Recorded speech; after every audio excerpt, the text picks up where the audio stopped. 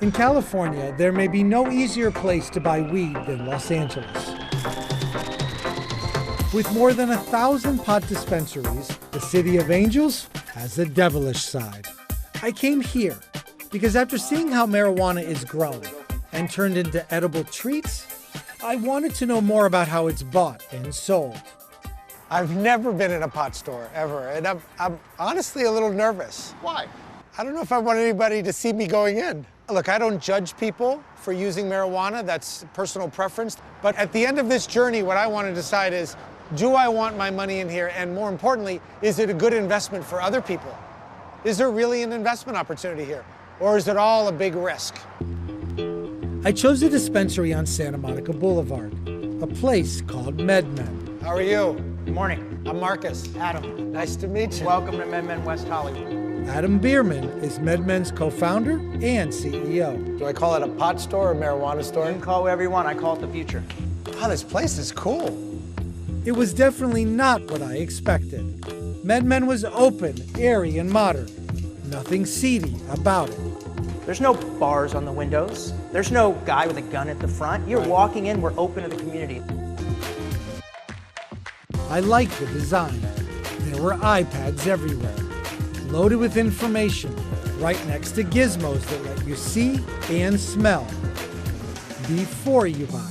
This allows the consumer to actually see it through a magnifying glass, to smell it through a little door that slides open there. This door right here? Yeah, so you would actually stick your nose in there. I caught a whiff of MedMen's strategy. More style, less stigma.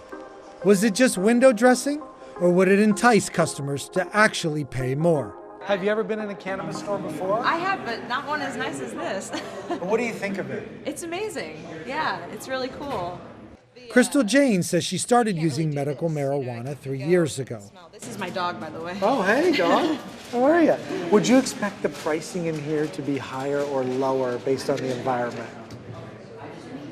Based on the environment, I would say this is like a very high-class kind of joint. So how much do you normally buy? Just to get a comparison. Yeah, maybe, I think that the term is called like an eighth. An eighth? Yeah. Okay, what would you normally pay for an eighth? Like 40 bucks? 40, okay. How much is an eighth here on average? 65. Okay, so it's nicer. Yeah. Higher quality. I guess that window dressing works. So this renovation was complete about 9 months ago. In those 9 months, we have doubled our average customer count on a daily basis. Up to 180 people a day are walking through this store right now. The MedMen formula is adding up. Bierman says those 180 customers spend an average of $85 each per visit, meaning this one store pulls in more than $15,000 each day. How many locations do you have? So there's 5 in Southern California, 4 in New York. They look just like this. So they all will ultimately all look like this. But there's more to MedMen than just a pretty face. It has its own capital fund. They've already raised $60 million from investors, and they're looking for more. Think of us as the Four Seasons. Okay. And imagine if the Four Seasons had a private equity arm that also bought hotels. And then converted them. And then signed a management contract with the Four Seasons to run them. So our private equity firm will essentially go out and buy something like this. Okay. And then turn around and sign a management contract with our management company. Who would have thought a pot company would be that complex? This is the new world of cannabis in California. So if I get a license, I should call you. You should. When it comes to its bottom line, MedMen has another big idea. Cut out the middleman. How are you? I'm Marcus. Marcus, I'm Damian Solomon. Nice to meet you. Nice to meet you. What do you do here? I'm the director of cultivation for MedMen. Dispensaries usually pay from $1,500 to $3,000 a pound to outside suppliers, but MedMen can grow its own for under $1,000 a pound. Do I need to get dressed like you? Yes, we have stuff here ready for you. And it's just part of our quality assurance and quality control. These are the different strains. So you can see there's a strain Sour Banana, Green Crack, Tangy Dream, Euthanasia. Yeah, that one's probably pretty mild. It's a balancing act, cultivating strains and catering to customers. How do you measure demand? Being tied to retail dispensaries, we're able to then get that data very quickly. We're able to analyze the metrics that we get from the retail side, from the point of sale. Is it that sophisticated? It's getting that sophisticated, yes. I'm going to get the feedback from the consumer. It says, I really want this taste, I really want this flavor, and therefore we have to then change our production cycles to meet the market needs. This is just like any other business. I had one final question for Adam. If pot is so lucrative, why isn't the big money investing? How many traditional private equity firms would love to be in this space, but can't stomach the repercussions of getting in the space? Most of them, And why is that? because their hands are tied, because they're running legacy funds that have vice clauses in their fund that disallow them from doing it. Because pot is still illegal under federal law, big pharma, tobacco, and other giants, they're sitting on the sidelines for now. You don't have many people competing. It's the most inefficient market of our lifetime. Because people see the risk of the federal government not really allowing it and wondering if they're going to flip-flop. I welcome the perception of that risk because it allows me to run as far and as fast as I can. I thought Adam was a very smart guy, very sophisticated. He understands his business. I would have never imagined that the retailing of marijuana would ever be this slick, this well merchandised, and this lucrative. Prior to going into the store, I would have never contemplated investing in this concept. But after seeing the frozen goods, the beverages, the consumables, this is a real business with a real retail footprint. You may not like it morally, but you definitely have to pay attention to it. Up next, chasing their dream, one edible at a time. If this doesn't work, you've lost the money, and you have no income. Right.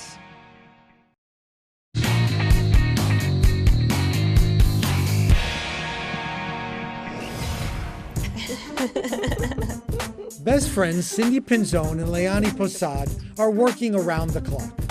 The duo behind Treat Yourself is preparing to pitch their marijuana-infused tart. The hustle is real, and so is the risk. How much have you put in? Around 15,000. It's pretty much everything you guys Everything have. we have, yeah. If this doesn't work, you've lost the money, Yeah. and you have no income. Correct. Well, you better get to work. Yeah. And then I did pack some unmedicated in case they want to try. Should we bring that? Yeah. Okay. They're leaving their tiny home kitchen for the big city, hoping to sell their tarts to MedMen, the popular dispensary chain in Los Angeles. They're barely breaking even. They need this. Who's excited? We're excited. I'm no pot expert, but I know a good pitch. So I caught up with them outside the store in West Hollywood for one last pep talk. But I wanted to just come for moral support because I understand the stakes that you guys have and how enthusiastic you guys are. Do you feel prepared? Yeah. What did you change about your presentation from before you met me to now? The main thing is to really hone in on letting them know one of our main goals is to increase their margins on our products. All right. All right. Kick ass. Let's Thank go. you. Have fun. Cindy and Leilani are meeting with MedMen's head buyer. Hey, how's it going? I'm Josh. Cindy, so nice Cindy. to meet you. Leilani. Nice to meet you. You guys want to come back and we'll, Yeah. It's a big deal just to be here. Josh is flooded with as many as 40 pitches every day, but only 3% of those products make it to MedMen's shelves. The way you kick off this pitch? Give him a sample. No pot, of course. He's on the clock. It's delicious. Thank you. You could have blindfolded me. I would have thought this was like some kind of regular Pop-Tart. So far, so good. One of our main goals for you guys is to create larger margins for you compared to Margins, packaging, product quality.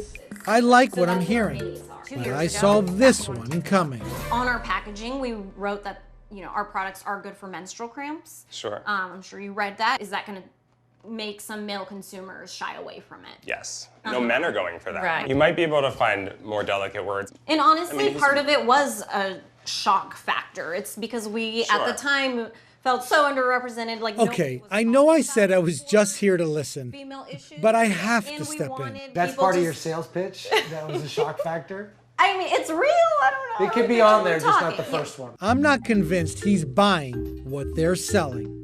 What's like the next steps look like? Like Like, when do you think you're gonna maybe have a few more employees? I would say in the next 4 weeks. Okay. Yeah. I mean, you know, it's hard for me to say off the top. Like, I know sitting this on my counter downstairs, it will draw attention. Yeah. But that's not enough anymore, you know what I mean? So I kind of have to just kind of dig a little bit deeper. Yeah, definitely. For now, it's wait and see. But in my mind, they missed some opportunities. I'd never heard you say, we're already prepared, we know about the regulations, and we can scale. You didn't really, objection, response, objection, response. Okay. Whether this is the cannabis industry or the cookie business, Right. it shouldn't matter. The business has to. They need to keep their eyes on the prize, the $3.4 million that Treat Yourself could generate in a year. That's the possibility if you do an average job and you can produce. Right. You need to keep that number in your mind, okay? Okay, I like it. Deal? Yeah, deal. Okay, I'll see you guys. Good luck. Thank you so much. I left the women from Treat Yourself and headed up to Berkeley.